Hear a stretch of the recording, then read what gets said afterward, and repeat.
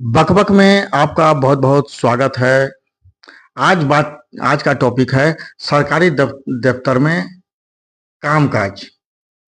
तो पता चला है कि एक स्टेट के सरकारी दफ्तर में वहां के सरकारों के द्वारा पान गुटखा को बंद करवा दिया गया।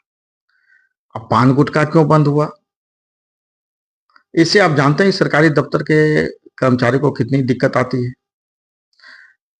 वो 12 बजे आकर 3 बजे बिना काम किए रह सकता है, पर बिना पान गुटखा का उससे एक काम नहीं होगा।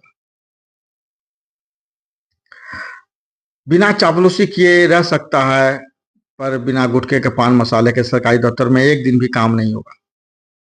ये मेरी सोच से बाहर है कि सरकारी दफ्तर को आखिर में गेरुआ कलर से, गेरू रंग से क्यों रंगा जाता है। इसके पीछे का कारण है कि पान और गुटखा जो है दोनों आपस में मिल जाते हैं और एक दूसरे को छिपाने का प्रयास करते हैं। सरकारी दफ्तर में जाकर विचार पनपता है कि माना कि भारत में एन मौके पर पिकदान नहीं मिलता है, लेकिन इसका मतलब तो ये नहीं कि वो सरकारी दफ्तर में आकर थूके। एक सरकारी दफ्तर के लिए जितना जरूरी गुटखा या पान मसाला है, उतना ही जरूरी महिला कर्मचारियों का उनके स्वेटर बुनते रहना है।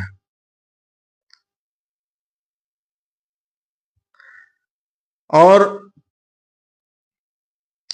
10-20 साल के फील्ड में बिताने के बाद महिला कर्मचारी इतनी मल्टीटास्कर हो जाती है कि सब्जी काटने से लेकर बेटे का ब्याह तक का ऑफिस में बैठे बैठे तय कर लेती है। इस तरह सरकारी दफ्तर के लिए काम टालते रहने की आदत भी बहुत जरूरी है। हर जगह का एक काम का संतुलन होता है, लेकिन सरकारी दफ्तर में काम का कोई संतुलन नहीं है। 2 दिन के काम को दो महीना लटकाया जाएगा। अगर पान गुटखा दफ्तरों का पेसमेकर है, तो चाय पानी दफ्तरों का प्राणवायु। इन चाय पानी का मतलब भौतिक चाय पानी नहीं होता। इस चाय पानी का अहम घटक गांधी जी की तस्वीर के साथ आते हैं। डेडलाइन आ जाए, किसी बड़े दफ्तर का दौरा हो और ऑडिट का दिन हो, तो सरकारी दफ्तर के कर्मचारी अपनी तय स्पीड को तेज करते नजर आ सकते हैं। एक बार ये भी हो सकता है कि बिना पान गुटखा के रह लें, लेकिन किसी सरकार के चाय पानी वाले मामले में हाथ नहीं लगाना चाहिए।